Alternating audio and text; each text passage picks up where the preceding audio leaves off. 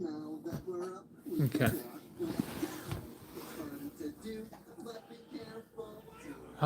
What's up? What's going on, YouTube? What's up, girl? What's up?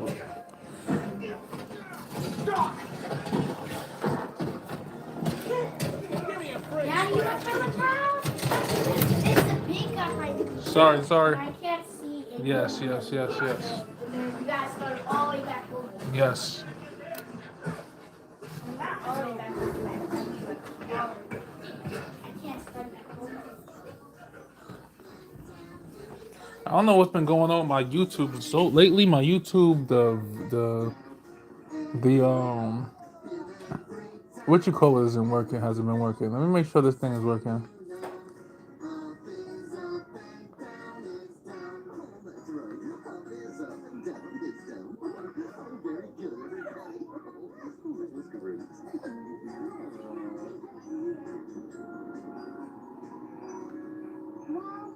Let's see if this thing.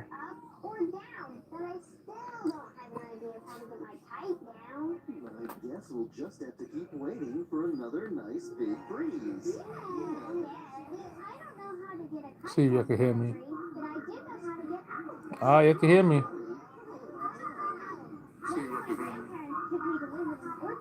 Ah, you can hear me. It's a special kind of farm where there are trees that grow pretty nice. All right. Have to make sure. I know my jaw looking kind of crazy.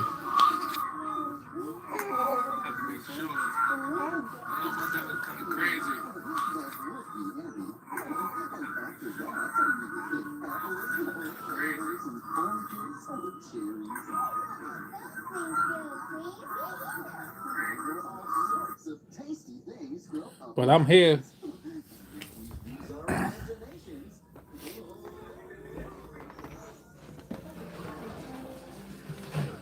Oh, shoot. Spider-Man's cooked.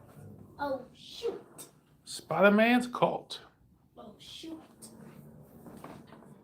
Let's get out of here, quick! Go, go, go!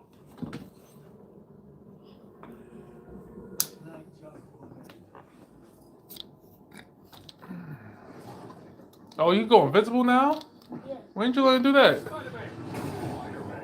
I've been to this. The boss said this would I've be been in to and out this. job. Okay. Yo, Izzy, what up, man? Yeah, you know me. You down with OPP? What's going on? I couldn't let another day go by while I didn't go live. That's defeat. That's going against my plan for the 2026. So I'm here. Yeah, make sure y'all check out the music I dropped on my YouTube. Yo, I figured like, all right. So here's the plan, right? In order for so the watch time is like the last thing I gotta get is like the thing I gotta get together for this whole thing, right? So I'm deciding like I'm gonna take certain songs that doesn't strike my page or whatever, and I'm gonna put them on my page and try to get my watch time up like that also. At the same time, I'm gonna create content for y'all, but when them days come where I don't have any ideas, I'm just gonna post like songs I like what I'm saying, that I know have like they have copyright, but you know they'll let me rock on my YouTube because I'm not monetized or whatever, just to get my watch time up. You know what I mean? Once I get my watch time up, I'm sure I'm gonna take them down or I'm gonna get copy stricken and all this other stuff. But the name of the game right now for 2026 is to get my watch time up. That's the name of the game. That's the name of the game for 2026. Okay, so there we are. Today, what I wanted to do is I wanted to read. So I'm going to, matter of factly,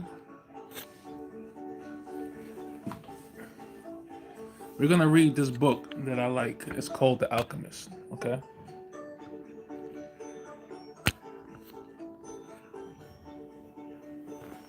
We're not gonna read. We're not gonna read a lot of pages. We're not gonna probably read the first chapter or some shit, something like that. Oh, what's up, baby girl? What's up? What's up? Here, take this. Take it. Boom. Okay. Ugh.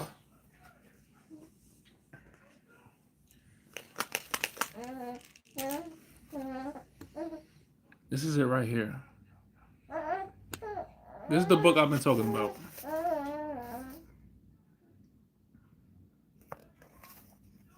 It's called The Alchemist.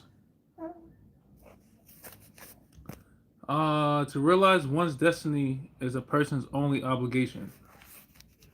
That's what this book is pretty much basically about. It's a story of a man who realized his destiny, who goes to accomplish what he feels like is his destiny, and then he ends up going on a whole journey.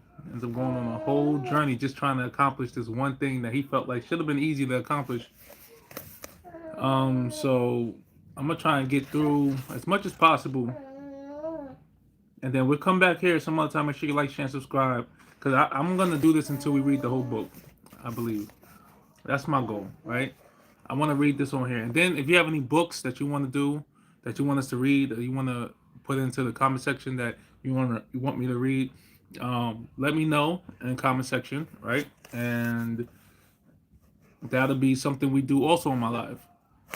I'm a musician, so as you can see on my live, I have new music out, music and all kinds of stuff. But I'm not just a musician. I'm an artist in general, which means that I like to do all kinds of things, So one thing I want to do for my community is, maybe you might not want to read it, but I do. Maybe you want to listen. You know what I'm saying? So let's see. Let's see what's up. All right. All right, so The Alchemist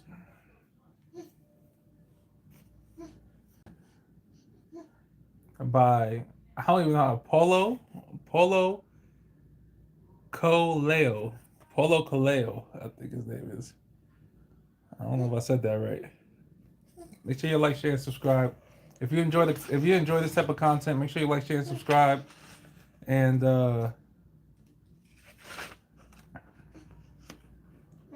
let me read some of the reviews on this thing. The reviews is kind of dope too. It says, an entrepreneurial tale of universal wisdom we can apply to the business of our own lives.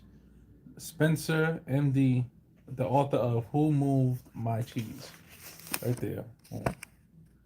Feel me?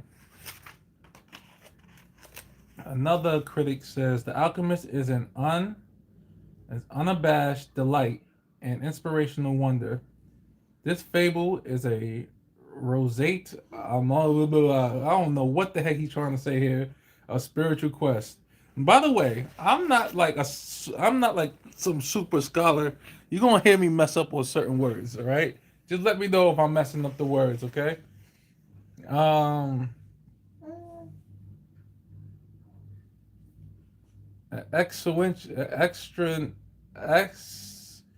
was an essential puzzle, lovely sensitivity and deep strength. Okay. All right, so let's get into the book. The Pilgrimage.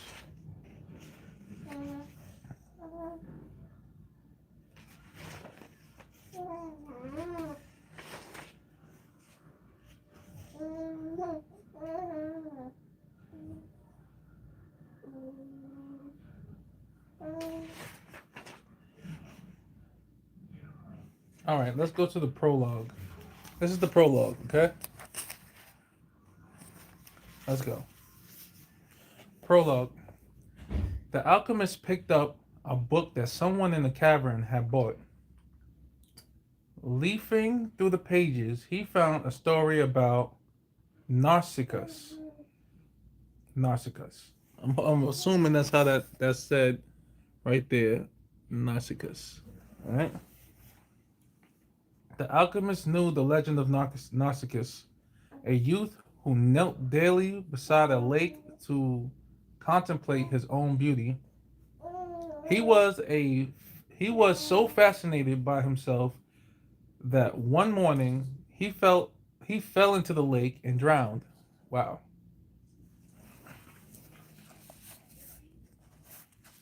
Okay. At the spot where he fell, a flower was born, which was called the Narcissus.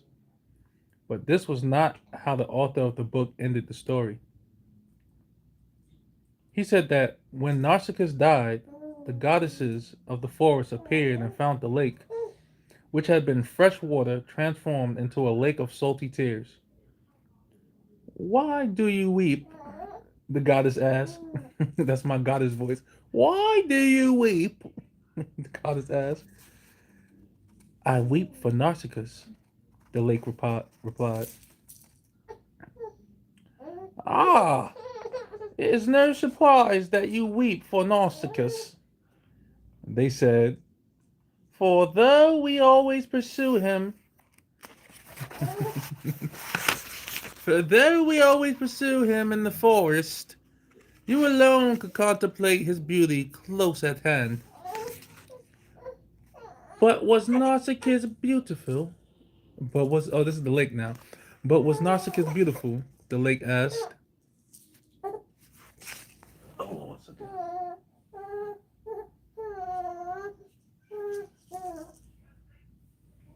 Here we are. There you go.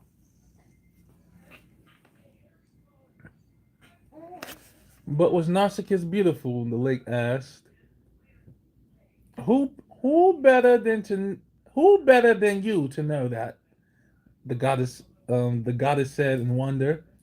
After all, it was by your banks that he knelt each day to contemplate himself. The lake was silent for some time. Finally, it said, I weep for Narcissus, but I never noticed that Narcissus was beautiful. I weep because each time he knelt beside my banks, I could see in the depth of his eyes my own beauty reflected.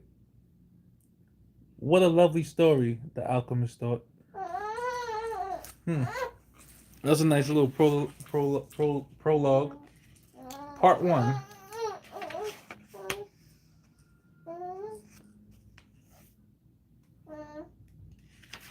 Here we go.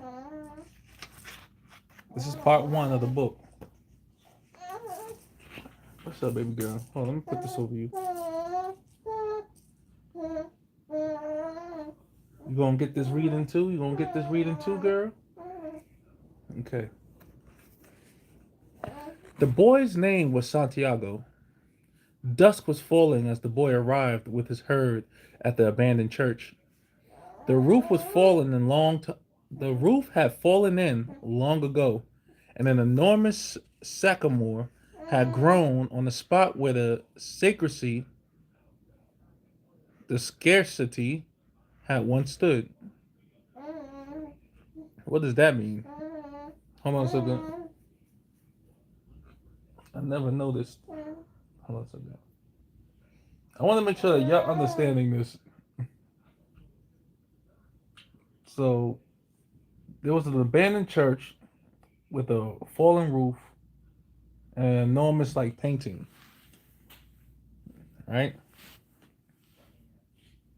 See how one stood. So there was a sacristy. So I'm guessing that's the podium had one stood. He decided to spend the night there. He saw to it that the sheep entered through the ruined gates, and then laid some planks across it to prevent the flock from wandering away during the night.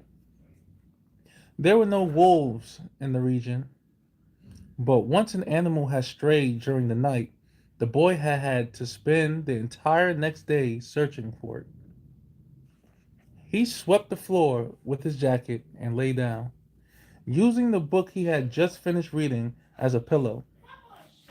He told himself that he would have start reading have to start reading thicker books.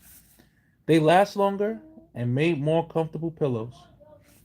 It was still dark when he awoke, and looking up, he could see the stars through the half destroyed roof. So he's in the church with the fallen roof, laying down, sheep around him. He's a sheep herder. His name is Santiago. I want to sleep a little longer, he thought. He had the same dream that night as a week ago, and once again had awakened before it ended.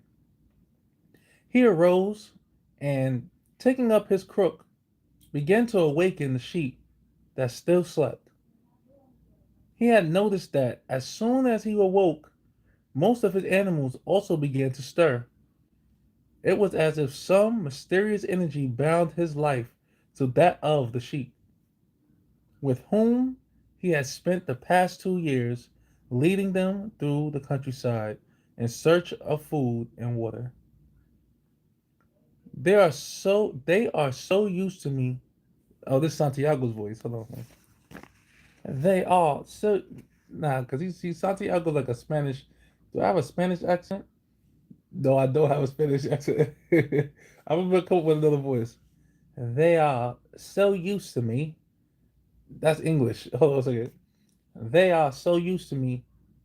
They know my schedule. He muttered. They are so used to me. They know my schedule. Oh, deeper voice. They are so used to me. They know my schedule.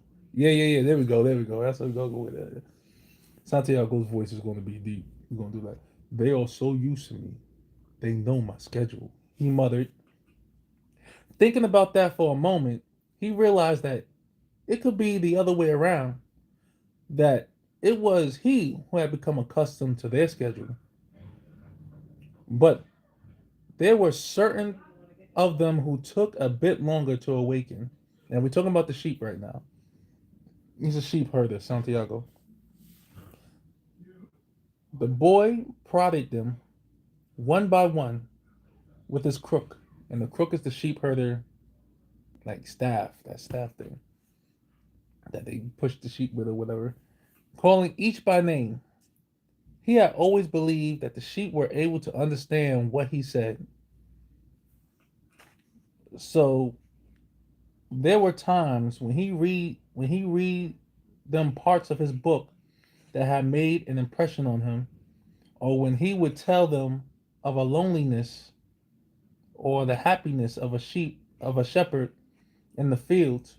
Sometimes he would sometimes he would comment to them on the things he had seen in the village they passed. But the past few days he had spoken to them about only one thing, the girl. It's always a girl. The daughter of a merchant who lived in the village. They would reach in about 4 days. They would reach in about 4 days.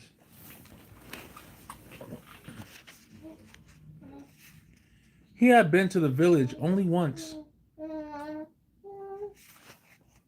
Hey, take it easy, mamas. He had been in the village only once this year.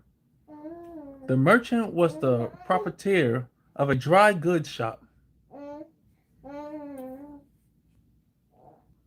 and he always demanded that the sheep be shared in his presence so that he would not be cheated. I mean, a hustler. Yeah. Hold on, girl. You want a blanket? Want this blanket? The man's trying to make sure he don't get hustled. Keep his head up and his eyes open. You good? You feel better? A friend had told the boy about the shop, and he had taken his sheeps there.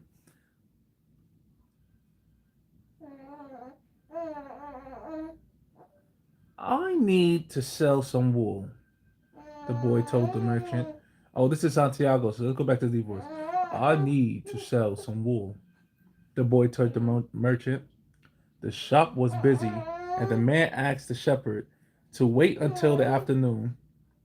So the boy sat on the steps of the shop and took a book from his bag. I didn't know shepherds knew how to read, said a girl's voice behind him. Oh, I should. I didn't know shepherds knew how to read, said a girl's voice behind him. Girl, what is your problem? Huh? Hold on one second, people. What's the matter? Huh? What's wrong? You okay? Let me sit you up. Maybe you want to sit up. Want to sit up? There you go. All right.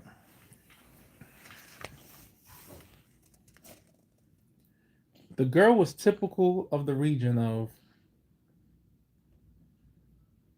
Andalusia, with flowing black hair and eyes that vaguely recalled the Moorish conquerors. That vaguely recalled the Moorish conquerors. I don't know how beautiful that is, but obviously that's like beautiful, I guess. Well, usually I learn more from the sheep than from books, he answered. During the 2 hours that they talked, she told him she was a merchant's daughter and spoke of life in the village, which each day was like all the others. That sounds boring. The shepherd told, which is most of our lives, honestly.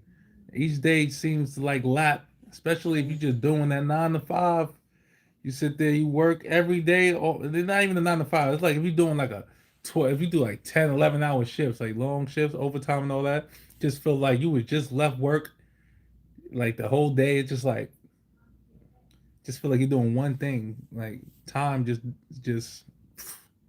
you know. The shepherd told her Andalusian countryside of the Andalusian countryside. Remember, this is a fiction book, so I don't think these places are real. And related the news from other towns where he had stopped. It was a pleasant change from talking to a sheep. How did you learn to read? The girl's voice. How did you learn to read? The girl asked at one point. Like everyone learns, he said, in school.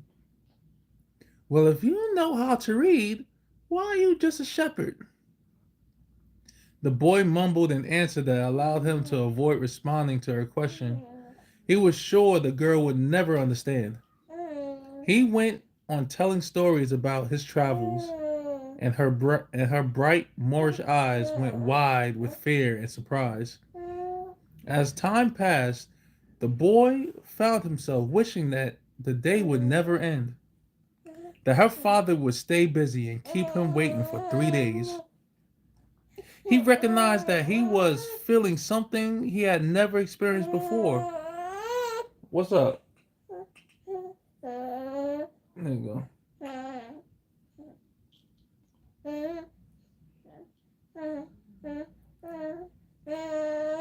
What's up? What's up? What's up? There you go.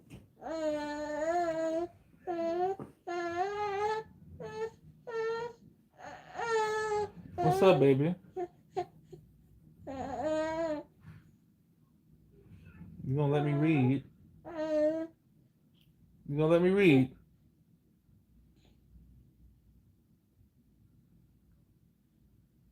There you go. Okay.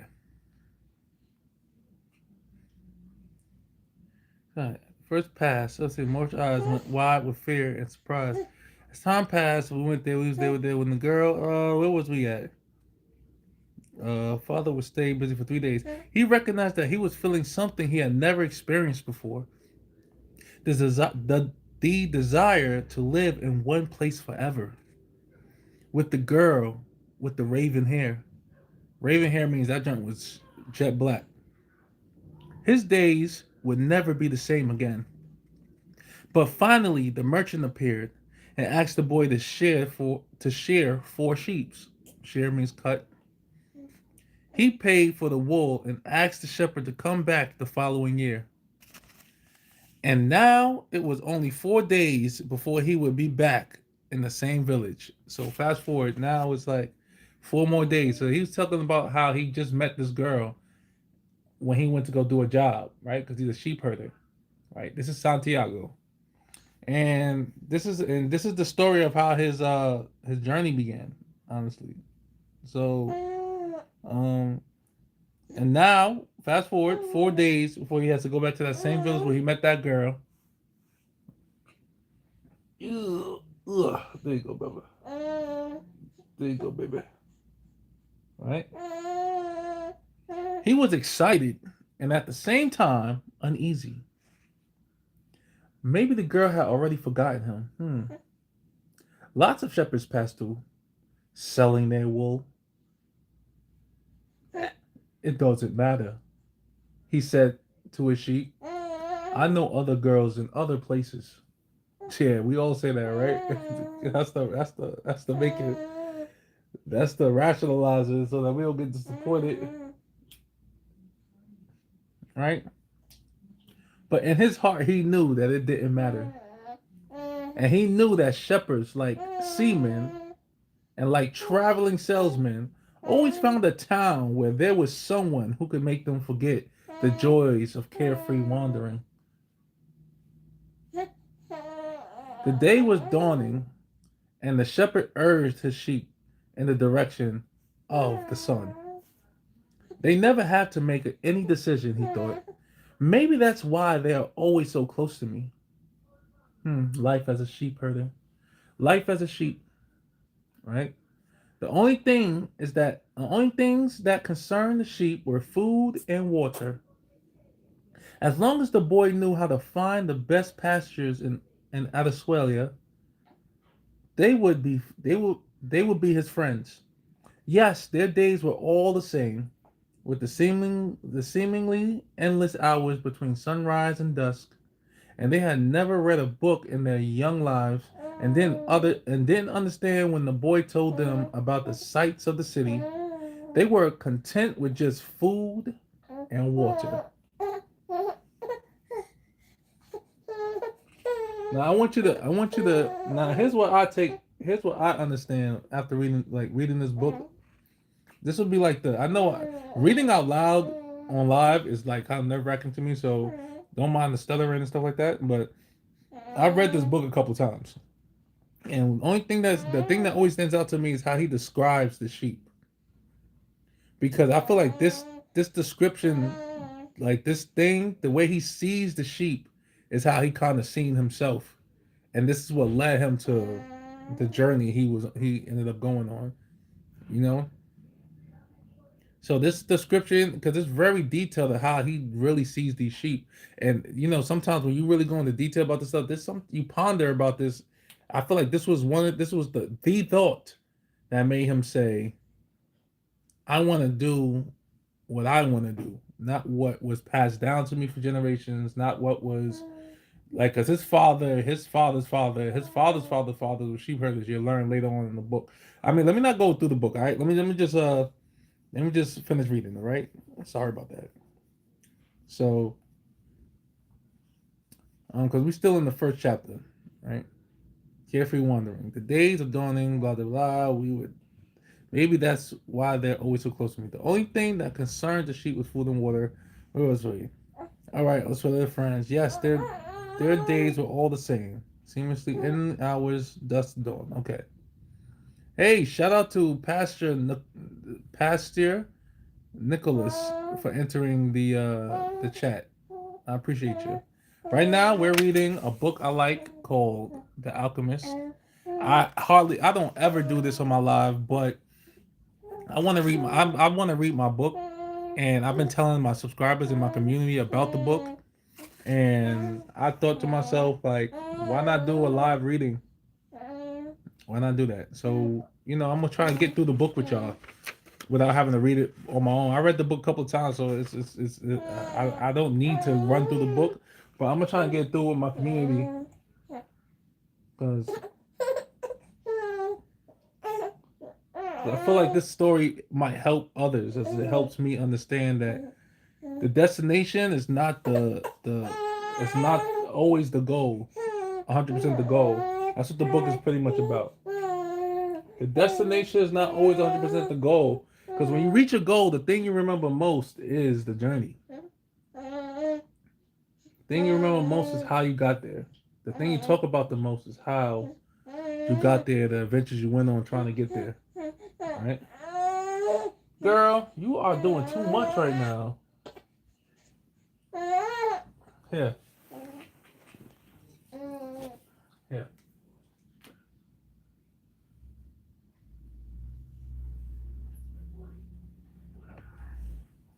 Yeah. Okay. All right. Now where are we? They were content with just food and water, and in exchange, they generously gave of their wool, their company, and once in a while, their meat. Pause. If I became a monster today and decided to kill them one by one, they would become aware only after most of the flock had been slaughtered, thought the boy, which is a crazy thought, honestly, but I guess that's where your mind goes. They trust me and they've forgotten how to rely on their own instincts because I lead them to nourishment.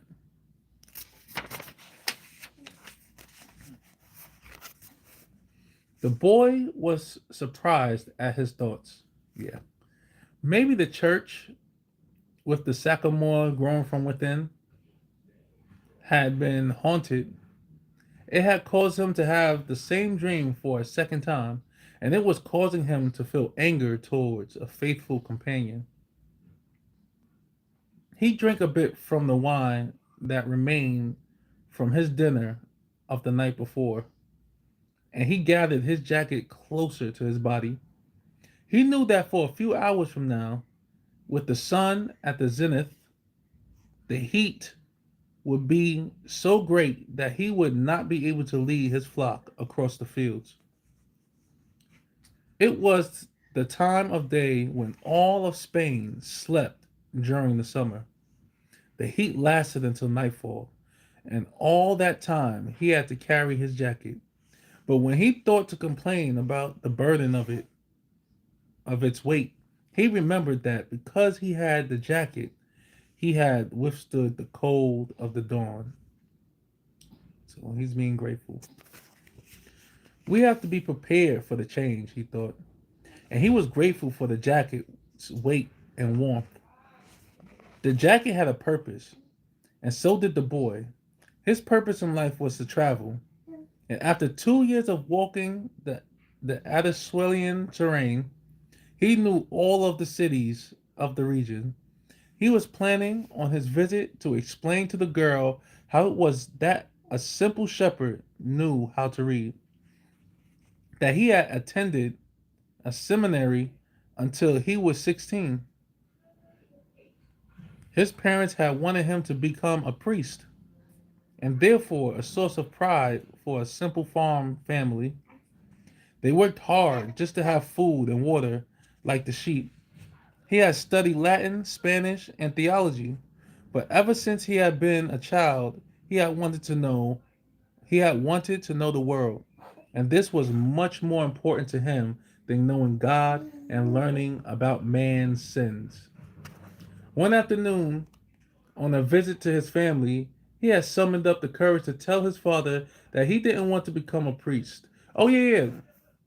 Oh yeah, it wasn't the shepherd, it was the priest. That he wanted to travel. People from all over the world have passed through this village, son, said his father. They come in search of new things, but when they leave, they are basically the same people they were when they arrived. They climbed the mountain to see the castle, and then wind up thinking that the past was better than what we have now. They have blonde hair and dark skin, but basically they're the same as the people who live right here. But I like to see the castles in the town where they live, the boy explained. Those people, when they see our land, say that they would like to live here forever, his father continued. Well, I'd like to see their land and see how they live, said the son. The people who come here have a lot of money to spend, so they can afford to travel, his father said. Amongst us, the only one who travels are the shepherds. He said, well, then I'll be a shepherd. Yeah.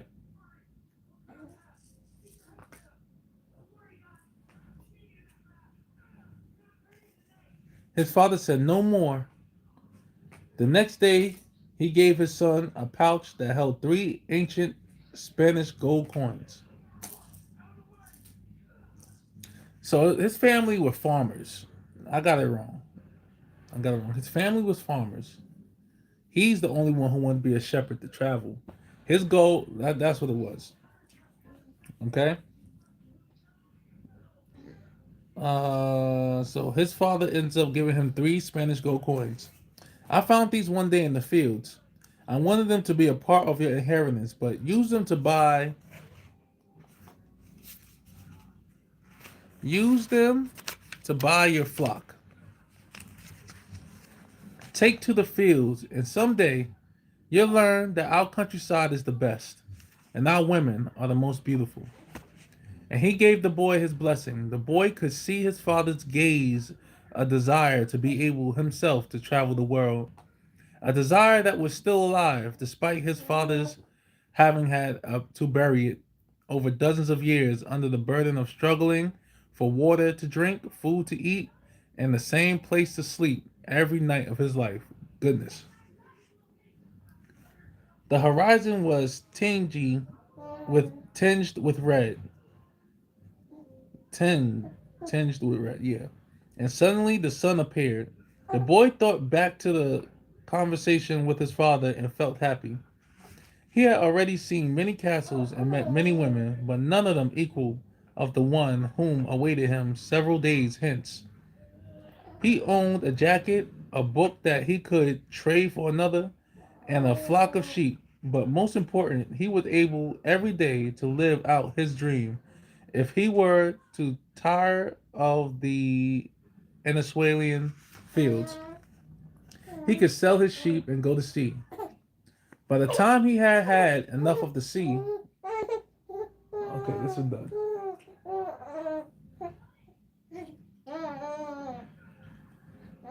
By the time he had had enough of the sea, he would already have known other cities, other women, and other chances to be happy. I couldn't have found God in the seminary, he thought, as he looked at the sunrise. Whenever he could, he sought out a new road to travel. He had never been to the ruined church before.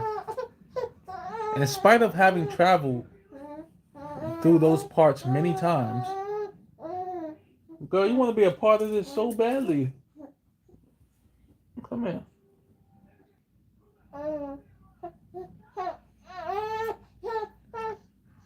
In spite of having traveled through those parts many times, the world was huge and inexhaustible. He had only allowed his sheep to set the route for a while, and he would discover other interesting things. The problem is that they didn't even realize that they were walking a new road every day. They don't see the fields are new and the seasons change. All they think about is food and water. Maybe we're all that way, the boy mused. Even me. I haven't thought of other women since I met the merchant's daughter. Looking at the sun, he calculated that he would reach Tarifa before midday. There, he could exchange his book for a thicker one, fill his wine bottle, shave, and have a haircut. He had to prepare himself for his meeting with the girl. And he didn't want to think about a possibility that some other shepherd with a larger flock of sheep had arrived there before him and asked for her hand. It's the possibility of having a dream come true that makes life interesting, he thought. As he looked again at the position of the sun and hurried his pace, he had suddenly remembered that in Tarifa there was an old woman who interpreted dreams, not interrupted.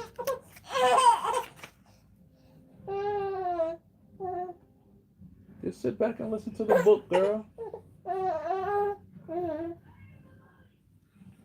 Hold on. Where is it? There it is. Sit back and listen to the book, girl. Relax.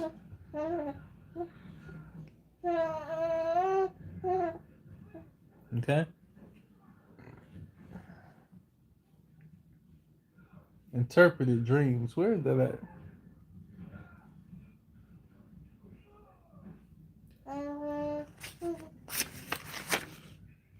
Oh, interpreted dreams. Boom. The old woman led the boy to a room at the back of her house. It was separated from her living room by a curtain of colored beads. The room furnished consisted of a table, an image of a Sacred Heart of Jesus, and two chairs. The woman sat down and told him to be seated as well. Then she took both of his hands in hers and began quietly to pray. It sounded like a gypsy prayer. The boy had already had experience on the road with gypsies.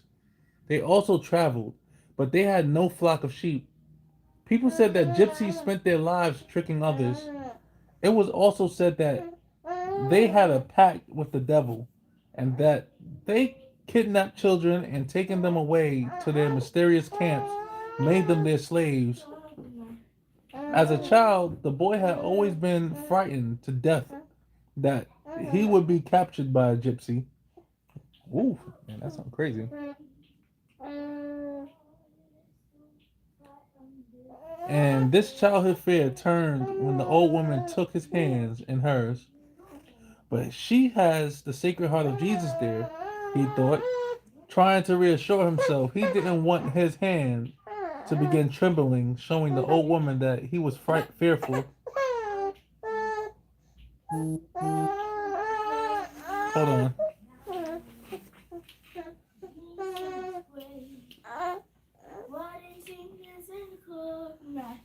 Oh, jingle bells, jingle bells, Here's your jingle sister. on the way. All fathers to ride in an open sleigh. Hey, jingle bell, jingle on the way. All fathers to ride in a one open sleigh. What's up, girl? Okay. All right. There you go.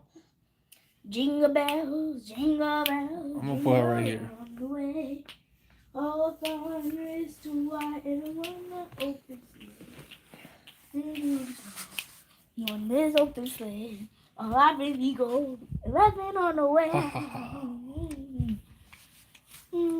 Okay.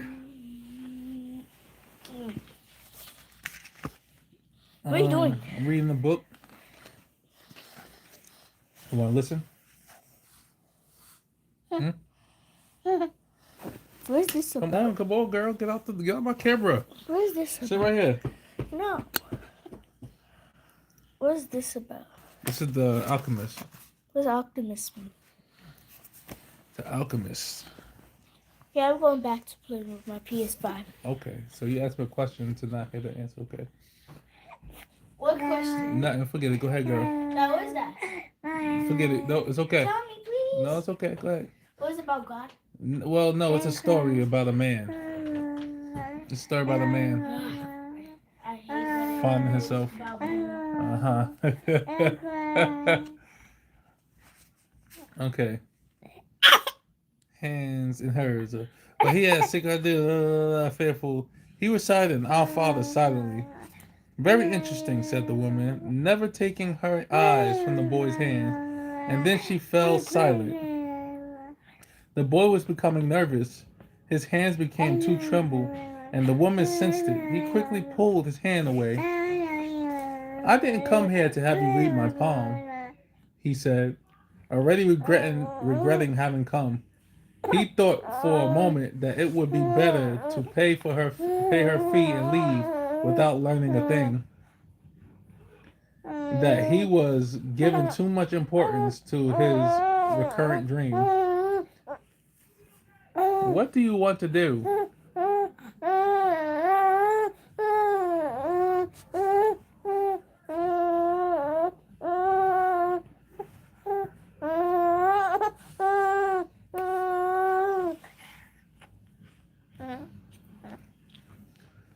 Goodness. You come so that you could learn about your dream, said the old woman. And dreams are the language of God. When he speaks in our language, I can interpret what he has said. But if he speaks in the language of the soul, it is only you who can understand. But whichever it is, I'm going to charge you for the consultation. Another trick, the boy thought. But he decided to take a chance. A shepherd always takes his chances with wolves and with drought. And that's what makes a shepherd's life exciting. I have had the same dream twice, he said. I dreamed that I was in a field with my sheep when a child appeared and began to play with the animals. I don't like people to do that because the sheep are afraid of strangers, but children always seem to be able to play with them without frightening them.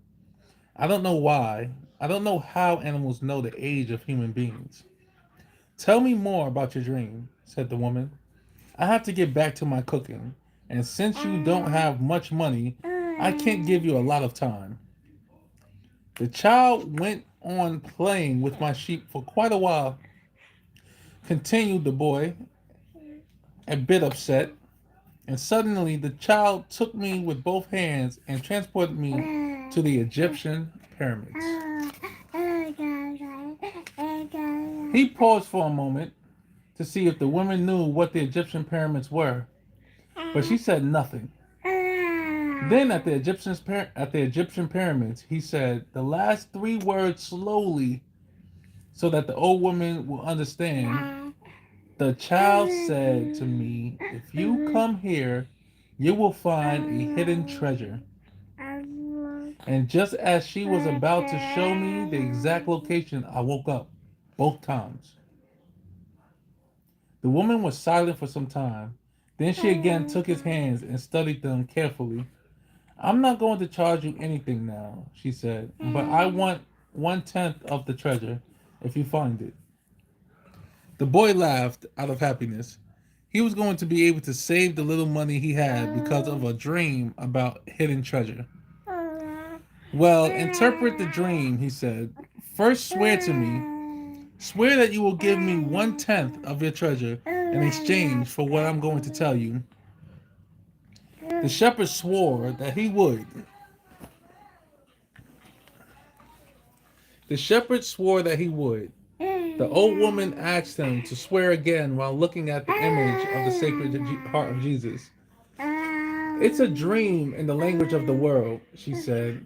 I can interpret it, but the interpretation is very difficult. That's why I feel that I deserve a part of what you find. And this is my interpretation. You must go to the pyramids in Egypt. I've never heard of them, but if it was a child who showed them to you, they exist. There you will find a treasure that will make you a rich man. The boy was surprised and then irritated. He didn't need to seek out the old woman for this. But then he remembered that he wasn't going to have to pay anything except for his word he has to pay for it. I didn't need to waste my time just for this, he said. I told you that your dream was a difficult one. It's the simple things in life that are the most extraordinary. Only wise men are able to understand them. And since I am no wise man, I have had to learn other arts such as the reading of palms. Well, how am I going to get to Egypt?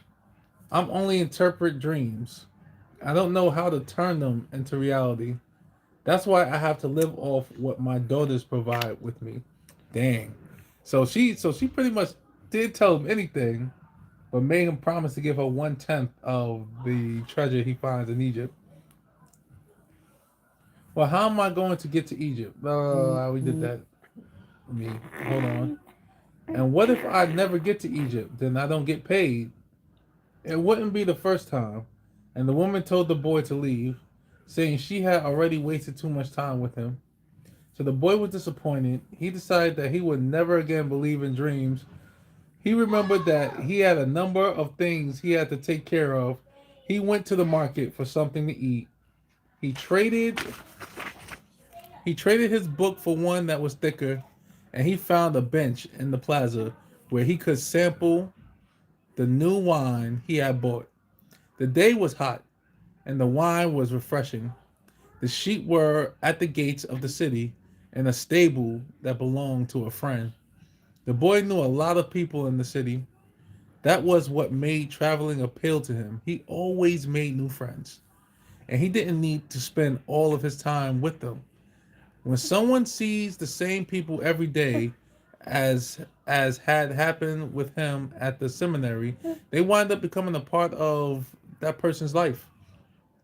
And then they wanted that person to change. If someone isn't what others want them to be, the others become angry. Everyone seems to have a clear idea of how other people should lead their lives, but none about his or her own. He decided to wait until the sun had sunk a bit lower in the sky before following his flock back through the fields. I think I want to read a little lower. I think I'm yelling too much. 3 days from now, 3 days from now, he would be with his merchant's daughter. He started to read the book he had bought. On the very first page, it described a burial ceremony, and the name of the people involved were very difficult to pronounce. If he ever wrote a book, he thought, he would present one person at a time so that the reader wouldn't have to worry about memorizing a lot of names.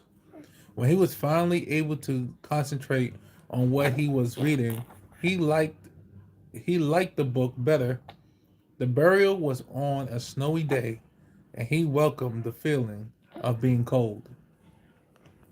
As he read on, an old man sat down at his side and tried to strike up a conversation. "What are you doing?" The old man asked, pointed at the people in the plaza. "Working," the boy answered dryly, making it look as if he wanted to concentrate on his reading. Actually, he was thinking about sharing the sheep in front of the merchant's daughter so that she could see that he was someone who was capable of doing difficult things. He had already imagined the scene many times. Every time the girl became fascinated with he explaining that the sheep had to be shared from the back to the front. He also tried to remember some good stories to relate as he shared the sheep. Most of them had read the most of them he read in books, but he would tell them as if they were from his personal experience. She would never know the difference because she didn't know how to read.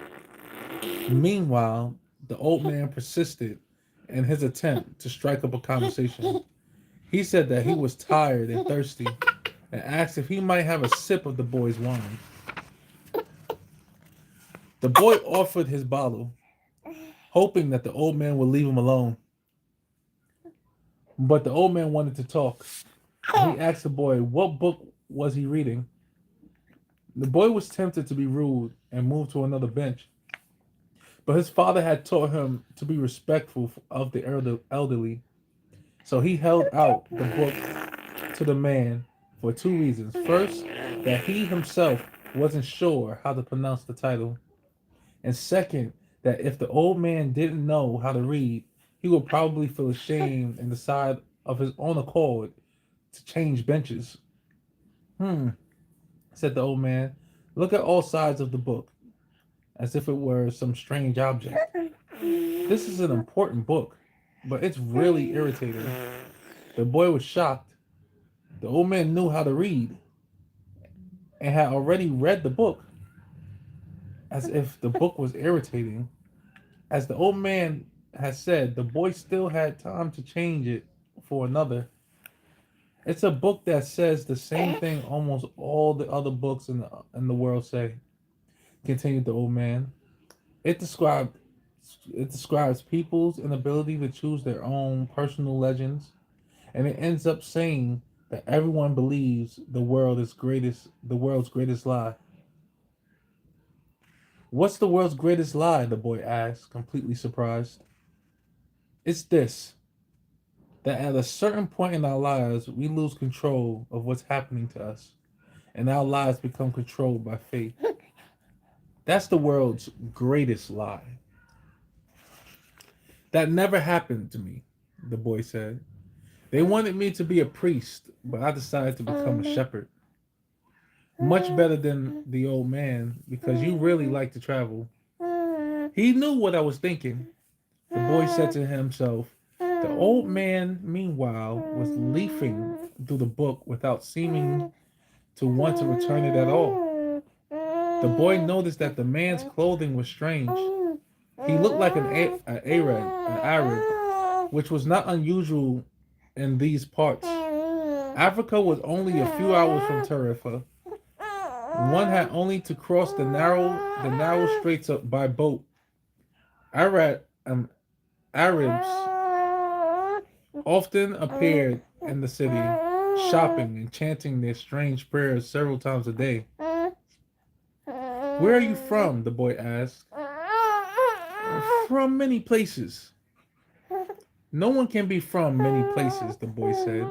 I'm a shepherd, and I have been many places, but I have come from only one place, from a city near the ancient castle. That's where I was born.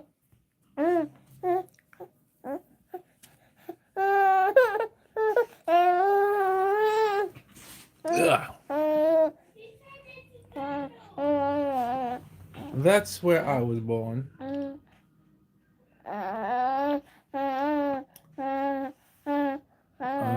Well then, we could say that I was born in Salem.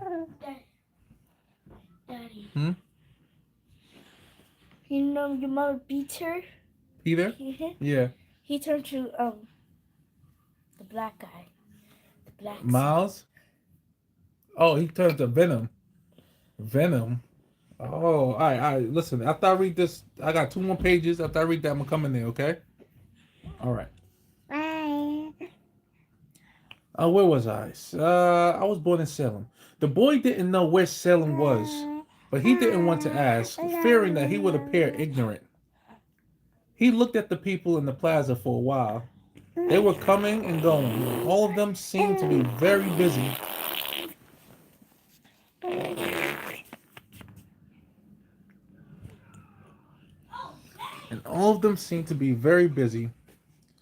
So what is Salem like? He asked, trying to get some sort of clue.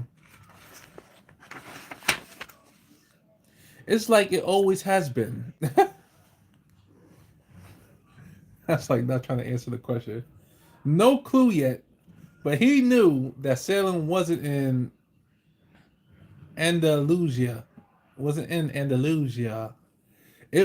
If it were, he would have already had heard of it. And what do you do in Salem? He insisted. What do I do in Salem? The old man laughed. Well, I'm the king of Salem. People say strange things, the boy thought. Sometimes it's better to be with the sheep who don't say anything, and better still to be alone with one's book. They tell their incredible stories at the time when you want to hear them. Books tell their stories at the time when you want to hear them. That's a good saying. But when you're talking to people, they say some things that are strange that you don't know how to continue the conversation. My name is Melchizedek. Never understood how to pronounce that word. That right there. Melchizedek. Something like that. Melchizedek. Said the old man. How many sheep do you have? Enough, said the boy. He could see that the old man wanted to know more about his life. Well then, we've got a problem. I can't help you if you feel you've got enough sheep. The boy was getting irritated. He wasn't asking for help. It was the old man who had asked for a drink of his wine and had started the conversation. Give me my book, the boy said. I have to go and gather my sheep and get going. Give me 1/10 of your sheep, said the old man, and I'll tell you how to find the hidden treasure. The boy remembered his dream, and suddenly everything was clear to him. The old woman hadn't charged him anything, but the old man, maybe he was her husband. Good old fashioned jukes was going to find a way to get much more money in exchange for information about something that didn't even exist. The old man was probably a gypsy too. But before the boy could say anything, the old man leaned over, picked up a stick, and began to write in the sand of the plaza. Something bright reflected from his chest with such intensity that the boy was momentarily blinded. With a movement that was with a movement that was too quick for someone his age, the man covered whatever it was with his cape. When his vision returned to normal, the boy was able to read what the old man had written in the sand.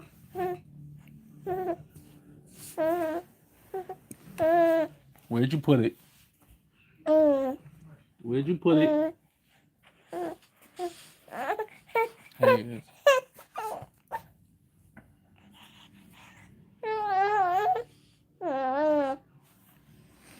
Okay.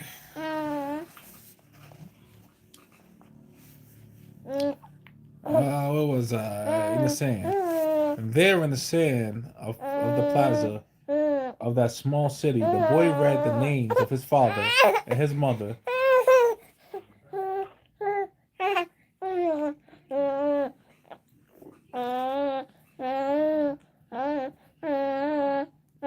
And the names of the seminary he had attended.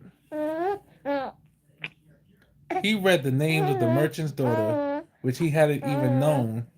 And he read things he had never told anyone. I'm the king of Solomon, the old man had said. Why would a king be talking with a shepherd? The boy asked, awed and embarrassed. For several reasons. But let's say that the most important is that you have succeeded in discovering your personal legend. The boy didn't know what a person's personal legend was. It's what you have always wanted to accomplish. Everyone, when they are young, knows what their personal legend is. At that point in their lives, everything is clear and everything is possible. They are not afraid to dream and to yearn for everything they would like to see happen to them in their lives. But as time passes, she's like trying to battle me right now. Because she's not crying, she's not doing nothing, she's just whining. What is it, girl? Oh, now because I said it, you want to start crying. Get your behind over here.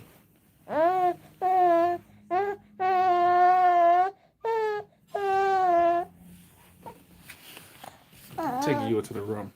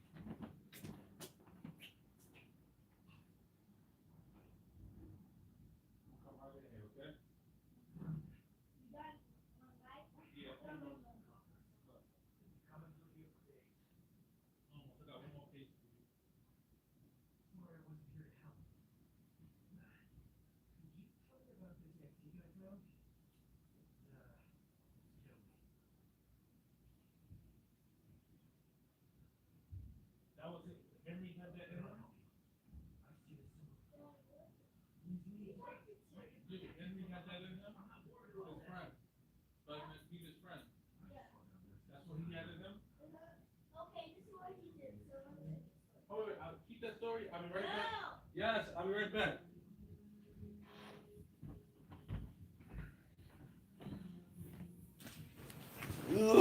Okay.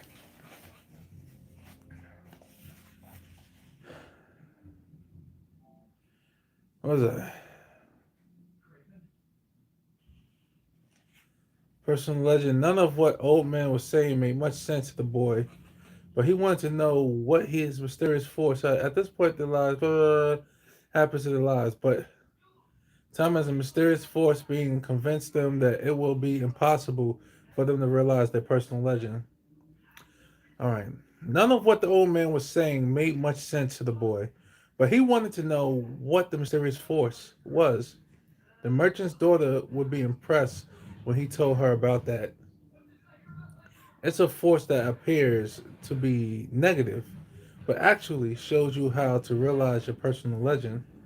It prepares your spirit and your will because there is one great truth on this planet. Whoever you are, or whatever it is that you do, when you really want something, it's because that desire originates in the soul of the universe. It's your mission on Earth. Even when all you want to do is travel, or marry the daughter of a textile merchant, yes, or even search for treasure, the soul of the world is nourished by people's happiness and also by unhappiness, envy, and jealousy. To realize one's personal legend is a person's only real obligation. All things are one, and when you want something, all the universe conspires to do is help you achieve it. They were both silent at a time, observing the plaza and the townspeople. It was the old man who spoke first. Why do you tend a flock of sheep? Because I like to travel, the boy said. The old man pointed to a baker standing in his shop window at one corner of the plaza. When he was a child, that man wanted to travel too, but he decided first to buy his bakery and put some money aside. When he's an old man, he's going to spend a month in Africa. He never realized that people are capable at any time in their lives of doing what they dream of. He should have decided to become a shepherd, the boy said. Well, he thought about that, the old man said, but bakers are more important people than shepherds. Bakers have homes. While shepherds sleep out in the open, parents would rather see their children marry a baker than a shepherd. The boy felt a pang in his heart, thinking about the merchant's daughter. There was surely a baker in her town. This guy. The old man continued. The old man continued. In the long run, what people think about shepherds and bakers become more important for them than their own personal legend. The old man leafed through the book and fell to reading a page he came to. The boy waited and then interrupted the old man just as he himself had been interrupted. Why are you telling me all of this? Why are you telling me all of this? Because you are trying to realize your personal legend and you are at the point where you're about to give it all up.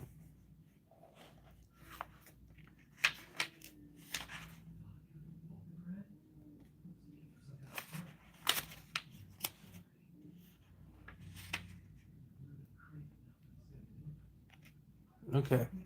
We're going to stop right here. Page 26.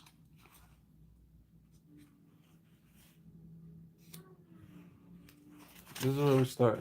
Give it all up. We're going to start at page 1. We start in page 26. Boom. And until next time, people, The Alchemist.